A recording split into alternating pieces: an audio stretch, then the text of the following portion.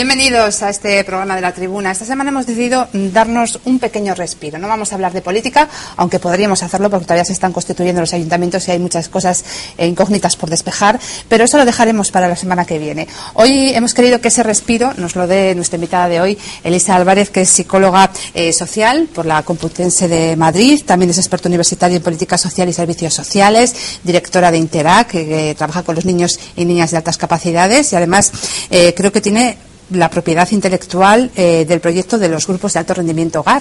Madre mía, cuántas cosas hace Elisa Álvarez. Podría estar aquí un buen rato, ¿no? Pues le ha dado tiempo a hacer muchas cosas. Lo que queráis, porque estoy encantada. O sea, que todo eso es lo que hacemos y cada vez que vas abriendo una puerta, lo cierto es que te encuentras con que hay muchas otras puertas que se pueden abrir y que están todavía por indagar, ¿no? Sí hay espacios suficientes como para trabajar mucho. Bueno, hay una frase que escuché en un vídeo que me recomendó Elisa Álvarez y yo me he quedado con ella, ¿no? Estamos en un mundo donde parece que triunfan más los listillos que los inteligentes. De momento, ¿no? Bueno, estamos en un mundo en el que solamente hay que ver las cosas que reciben recompensa, ¿no? Y la recompensa habitualmente pues es muchas veces ser famoso, y ser famoso muchas veces no conlleva un excesivo esfuerzo en cuanto a estudios, ¿no? Si vemos la televisión. Luego sí tenemos los deportistas que también consiguen el éxito y sí tienen un esfuerzo de otra manera, pero estamos transmitiendo a los niños un mundo en el que el trabajo, el esfuerzo, parece que ellos no perciben que sea tan importante, y nosotros lo que hacemos mucho hincapié es que tengas lo que tengas, si no trabajas, si no te esfuerzas, pues eso no se desarrolla. Bueno, Elisa Álvarez se rodea de niños y niñas de altas capacidades o con una alta motivación por aprender, ¿no? Que chocan con un sistema educativo que se han encontrado y que en muchas ocasiones les ha ignorado, ¿no? No hay cabida para ellos por comodidad en muchas ocasiones, ¿no? ¿Qué son los niños de alta capacidad y las niñas? Para que se hagan una idea, ¿cómo les podemos hacer un diagnóstico, si se puede? Esa es una muy buena pregunta. Que nunca la han hecho, ¿no? No, es una buena pregunta porque ¿sabes lo que ocurre? No sabemos lo que es una alta capacidad intelectual. Es decir, en estos momentos todo el mundo estamos utilizando el término y el término continúa sin definirse. Hace poco un grupo de personas fueron al Ministerio y pidieron precisamente eso, porque es una de las grandes lagunas. ¿Qué es la alta capacidad? Podremos estar de acuerdo, más o menos, en cómo se define, pero no la tenemos definida. De tal manera que cada persona o cada grupo o cada escuela de trabajo está definiendo alta capacidad como buenamente puede.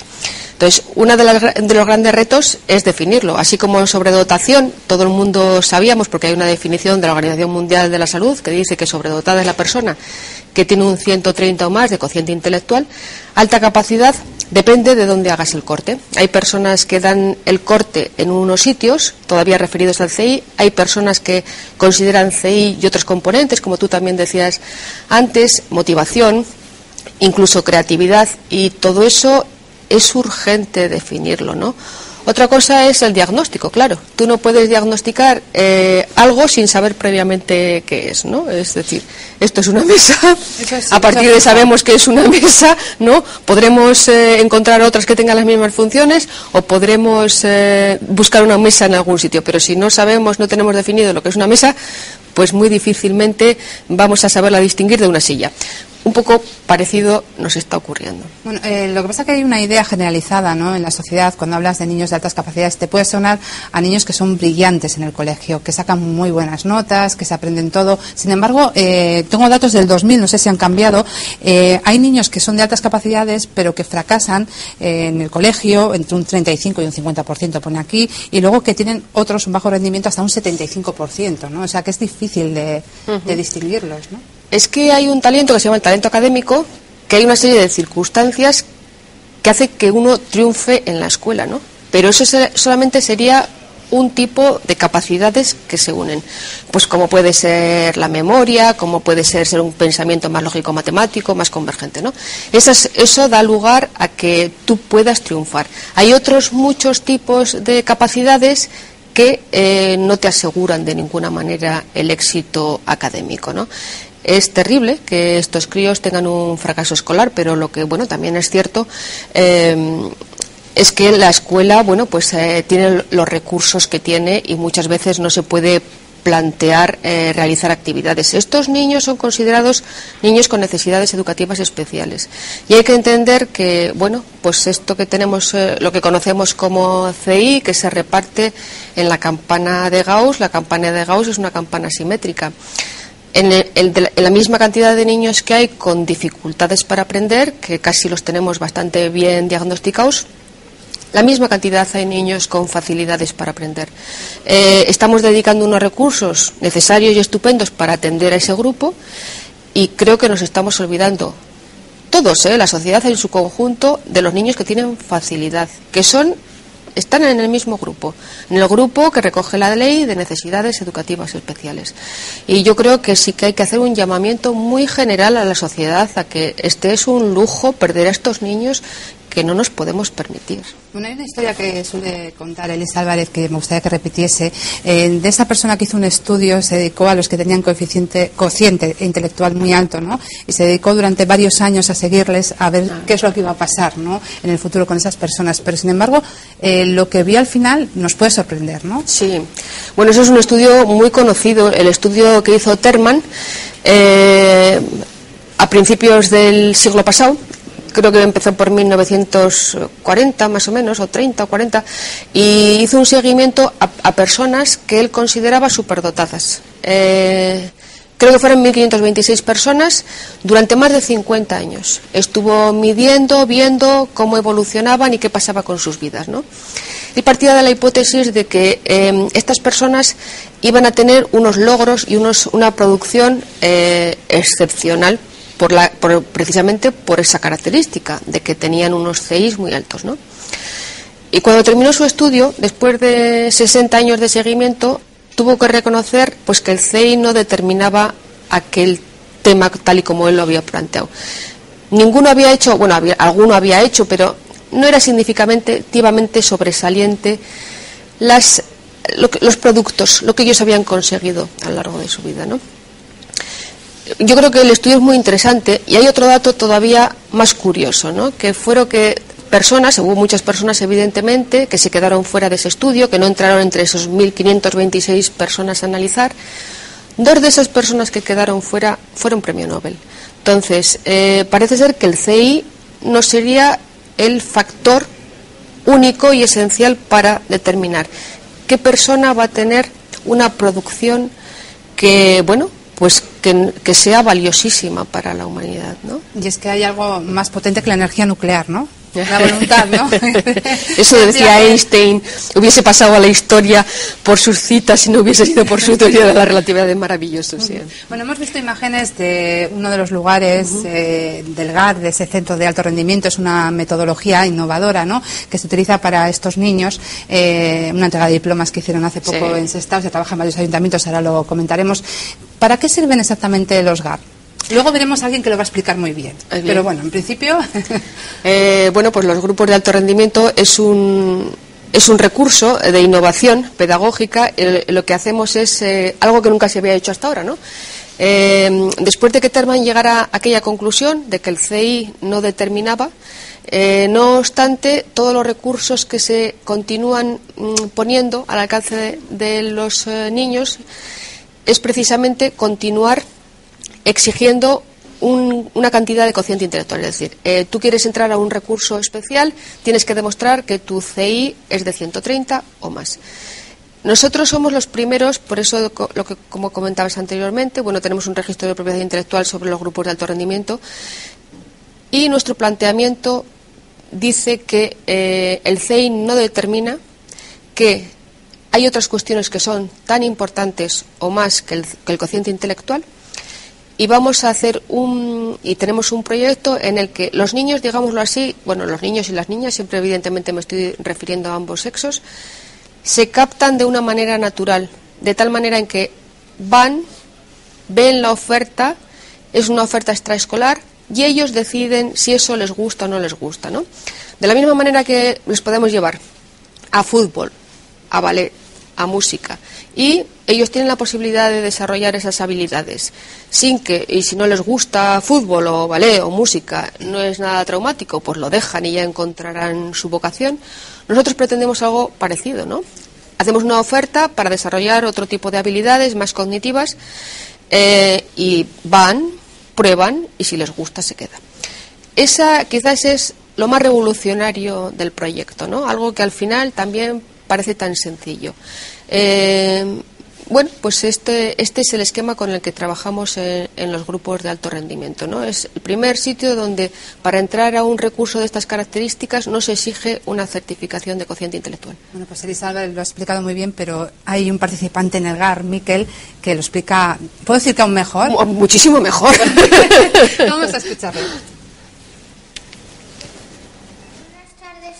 Y gracias por venir. Me llamo Miquel Ostorozábal Nieto y tengo 7 años y hace 2 años que acudo a los grupos GAR. ¿Y qué son los grupos GAR?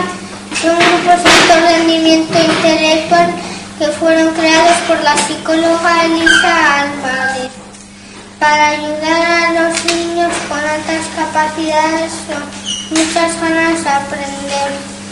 En los GAR se trabaja las habilidades intelectuales, la creatividad, las habilidades sociales y también el sentido del humor, que como dice Elisa Álvarez, nacer con altas capacidades no es un privilegio, pero sí puede ser un inconveniente tenerlas si están en un entorno que no sepa o pueda desarrollar esas posibilidades. Muy bien. Bueno, 7 años tiene Miquel, ¿no? Sí, a mí me emocionó porque cada niño, cada niña eligen un tema sobre el que exponer, ¿no? Entonces ese año lo dedican a trabajar sobre ese tema y luego hay un día en el que ellos exponen delante de sus compañeros. El primer GAR tienen que aprender a acotar un tema, el segundo GAR tienen que aprender a formular una hipótesis de trabajo, el tercer GAR cómo y cuándo se cita bibliografía. Entonces, pues los temas son de lo más diversos, ¿no? Pues desde animales, cosas del universo, dinosaurios. El otro día hubo otro compañero de Miquel que estuvo exponiendo sobre bacterias y virus. Bueno, lo que nos podamos imaginar. ¿Aburrir? No, eso jamás. Pero a mí me llamó muchísimo la atención que el tema que eligió él fue los grupos de alto rendimiento. Entonces a mí cuando me dijo yo voy a exponer sobre grupos de alto rendimiento y a mí me hizo una entrevista, buscó documentación, hizo una entrevista a sus compañeros y el día que él expuso, que no fue esto fue solamente una pequeña imagen, ¿no? Nos llevó el documento sonoro de lo que sus compañeros habían dicho y opinaba, bueno, fue una maravilla, yo estaba encantada. Un periodista, vamos, de ahí tenía la competencia. Estar temblando. Bueno, hay algunas características comunes a los niños, hay algunos que cumplen las reglas, otros que tienen que romperlas, pero por ejemplo en casa, ¿cómo nos podemos dar cuenta de que este niño no es que sea diferente, pero que tiene unas habilidades, unas actitudes o que necesita algo especial? Bueno, lo cierto es que hay indicadores que sí nos empiezan a hacer creer, ¿no? A poner sobre aviso, pero también es cierto que siempre hace falta una documentación un poco más objetiva, ¿no? Generalmente suele haber una situación muy temprana para realizar las cosas, es decir, generalmente son niños que en sus desplazamientos incluso empiezan a andar antes, muchas veces no gatean, hablan antes, tienen un vocabulario de más riqueza, también empiezan a leer antes. Esas cosas pueden darse, pero no siempre ocurre así, por lo tanto pueden concurrir esos aspectos o pueden no, por lo tanto nunca son definitivos, ¿no? Puede estar ocurriendo lo que ocurrió a Einstein, ¿no? Que Einstein a los 4 años empezó a hablar. Eso se cuenta de él, pero lo que sí es cierto es que hay un certificado de un médico que escribía y decía a la familia, bueno, el niño se le ve que es débil, ¿no? Que podrá aprender un oficio y seguramente que lo hará bien, pero bueno, es innegable que es un niño con una discapacidad en ese sentido, ¿no? Discapacidad psíquica. Hay un certificado de Einstein sobre su debilidad mental, por decirlo de alguna manera. Por lo tanto, hay muchas veces que hay que tener un diagnóstico un poco más objetivo, hay que realizar unas pruebas psicométricas que en realidad digan si esos indicadores que estamos observando son ciertos y eso se comprueba. Sí, porque se puede detectar en casa, pero también en el colegio. Y yo no sé si en el colegio los profesores ahora están preparados como para darse cuenta, ¿no? Hombre, dicen los estudios que la persona más adecuada para detectar una alta capacidad sería un profesor bien informado. Pero es necesario que haya una información. Bueno, nuestra escuela al final no es otra cosa que nuestra sociedad, ¿no? Es nuestra sociedad y los profesores también son fruto de su sociedad. Yo creo que no se puede poner un dedo acusatorio sobre nadie, porque lo cierto es que vas a la calle y la gente sigue pensando así. Hay madres, yo recuerdo el otro día una madre que me llamaba y me decía, pues mi hijo muy pronto todo, ¿no? Empezó a andar muy pronto, me empezó a dar datos y dice, pero yo no creo que mi hijo sea superdotado. Y ahí viene la razón. No creo, porque mi hijo tiene amigos y se relaciona muy bien, ¿no? Ese viejo esquema de que un niño superdotado, un niño con alta capacidad, es un niño casi asocial, ¿no? Que no hace amigos. Eso no es así. En los colegios pasa lo mismo, ¿no? Hay personas que están muy sensibilizadas, que conocen muy bien cuál es el proceso y que es una maravilla. Y hay otras personas pues que todavía no han llegado a sensibilizarse con este tema. Yo creo que es muy importante que desde la Administración General sí se crean unos protocolos, como están creados para otros casos y para otras situaciones y para otros problemas o para otras dificultades, en las que intervenir de una manera coherente y igual en todo el territorio. Porque en estos momentos el que un niño haya nacido en un sitio o en que un niño haya nacido en otro, las diferencias de trato con respecto a su capacidad son abismales, por desgracia. Bueno, en teoría, si un colegio detecta que hay un alumno o una alumna así, se tiene que poner en contacto con el Berritzegune del Gobierno vasco. He oído quejas entre los familiares de que el sistema no funciona muy bien, porque igual lo que falta es formación. Cuando se acude allí, los resultados no satisfacen, ¿no?, a las familias. Me imagino que le habrán llegado esas quejas. Bueno, pues lo que comentaba con anterioridad, es cierto que hay un poco de todo, ¿no? Hay personas, hay equipos, los Berritzegunes son equipos multidisciplinares que tienen un área de trabajo, y ese área de trabajo supone muchos colegios, ¿no? Me imagino que dependerá mucho del sitio, dependerá de cuáles sean las problemáticas, de cómo estamos intentando caminar hacia una escuela inclusiva en la que todo entre y todo quepa, ¿no? Y todo quepa no significa, permítanme el término, ahí apretujarles, ¿no? Todo quepa significa que cada uno también pueda tener sus diferencias y su individualidad, no que todo el mundo se uniforme y todo el mundo sea igual, ¿no? Entonces, esto va a ser un proceso no fácil, entiendo yo. Sí sería algo muy interesante de producirse en condiciones. Hay casos con los que tenemos más sensibilidad, y eso es nuestra sociedad, y los niños con discapacidades tienen un punto de partida en el que los recursos que se están dedicando y los esfuerzos, pues yo creo que son distintos, y eso nos consta a todos, que otros niños que tienen también dificultades, pero sin embargo, como están en el otro extremo de la campana de Gauss, pues no les prestamos la atención que yo creo que es obligada y que deberíamos. Creo que hay un proyecto de Interact de motivación en las aulas, ¿no? Intentan un poco que en los colegios se entiendan su trabajo, y no sé si nos puede contar en qué consiste. ¿Cómo están respondiendo? Sí. Interact en estos momentos, yo estoy realizando formación a profesorados a través de la Fundación Avanza. También estamos yendo por los centros que quieren formación a profesorado, y la estamos dando, pero bueno, también, como decía Santos, hay mucho trabajo. Yo voy donde me llaman. Si alguien quiere formación a profesorado, vamos y la realizamos. Y luego está el otro aspecto, que es intervención en el aula. La intervención en el aula es cuando un niño tiene dificultades que pueden estar relacionadas con su alta capacidad intelectual, y el centro, ese profesor no sabe, o profesora, ese sendereño, no saben cómo actuar. La medida que podemos, vamos, ayudamos, aconsejamos y damos recursos. ¿Los centros responden generalmente o...? Bueno, básicamente estamos empezando a hacer sobre todo formación. Hay centros que te llaman, y eso ya es valiosísimo, ¿no? Que un centro reconozca que necesita formarse en lo que son altas capacidades, y yo creo que ya solamente eso, ya solo reconocer que uno necesita ayuda, eso es valiosísimo. Ya empezamos bien, ¿no? El problema es básicamente cuando uno dice, no, yo me lo sé todo, ¿no? Ya. Cuando parte Sí. de ahí es complicado aprender, ¿no? Y avanzar. Bueno, me han contado que está muy contenta con el premio Príncipe de Asturias de este año en comunicación social, ¿no? En ciencia social. En ciencias sociales, sí. En ciencia social. Con el que ha tenido que ver algo, ¿no? Claro. Howard Gardner, que estudia las inteligencias múltiples, ¿no?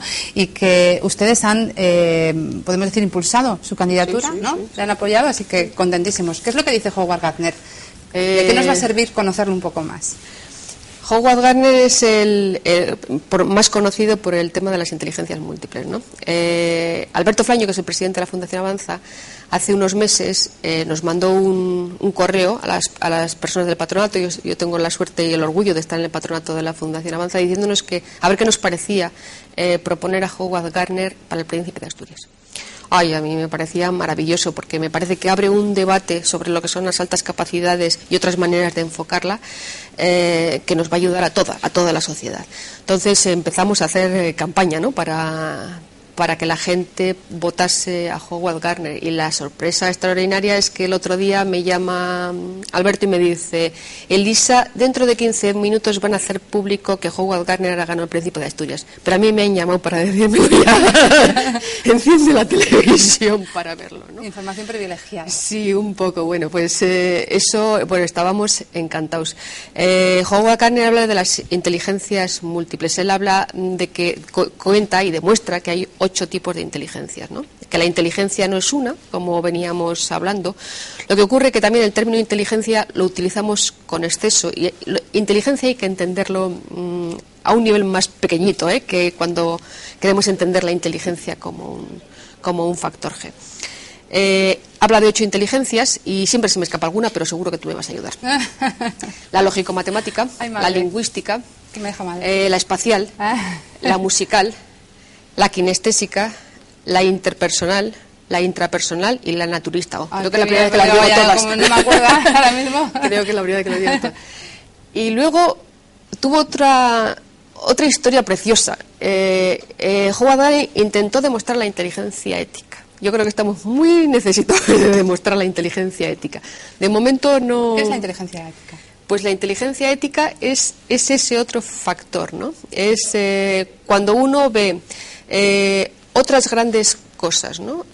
Estaba estudiando, por ejemplo, perfiles como puede ser el perfil de Gandhi, el perfil de Teresa de Calcuta, de personas que han sobresalido especialmente por un bien, digámoslo así, desinteresado hacia los demás, ¿no? Con unos conceptos de justicia, de libertad, que supera a las expectativas más normales y habituales, ¿no? En esa línea creo que iba su trabajo. No ha podido, pero yo espero que no desespere y que lo consiga. Bueno, y aparte de esto, pues Gardner está hablando de la escuela inteligente, está trabajando en el proyecto Cero. Bueno, es que también hay muchas cosas. Tenemos que invitarle cuando venga para Asturias que se acerque, ¿no? Nosotros queremos, la Fundación Avanza, le hemos pedido una entrevista, sí, queremos estar con él. Bueno, pues ya para acabar, que nos queda poco tiempo, aquellos familiares, padres, madres, abuelos que se hayan quedado con la duda al escucharnos y hayan pensado, oye, pues igual mi hijo o mi hija tiene una alta capacidad, ¿qué es lo que puede hacer? ¿Dónde pueden ponerse en contacto con ERISA? ¿Dónde están los GAR, esos centros de alto rendimiento? Así, mira, tenemos varios GAR en la comunidad, ¿no? Y no quiero que se me olvide ninguno, ni a nadie de los que están participando, ¿no? Porque la suerte que tenemos es que los GAR se patrocinan por ayuntamientos y por empresas privadas. Entonces, tenemos el GAR de Musquis con el Ayuntamiento de Musquis y Petronor, tenemos el GAR de Sestao, en el que patrocina el Ayuntamiento de Sestao, y SENER hace una colaboración. Tenemos el GAR de Guecho, que lo patrocina el Ayuntamiento de Guecho e Invisa. Tenemos el GAR de Landio, que lo patrocina el Ayuntamiento de Erandio y Fluitec, y tenemos el GAR de Legutiano, que lo patrocina el Ayuntamiento de Legutiano. En todos esos sitios hay GAR de 6 a 7 y bueno, esto se puede encontrar en la página web de Interac. 4 años, ¿no? Más o menos pueden ir. Erandio empezamos con 4 años y depende de qué nivel de GAR estemos, si es un GAR 01 con 4 años, si es un GAR 1, 2, 3, depende, ¿no? Este año, cuando hemos hecho entrega de diplomas, eso supone que cambiamos de idioma y entonces todos los GAR 3 contamos en números romanos, pasan a ser GAR 5 y en vez de darse en castellano se van a dar en euskera. Y luego en inglés, ¿no? Sí, luego terminaríamos con otro periodo de 3 años en inglés. Bueno, pues se ha pasado muy rápido, pero los 25 minutos han llegado hasta aquí. Elisa, muchas gracias por la labor que hace no solo con estos niños y niñas, sino creo que también el apoyo que dan a las familias, que a veces se sienten un poco solas, ¿no? A ti, Leire, muchas gracias. Vale. Nosotros nos vamos, volvemos la semana que viene. Hasta entonces.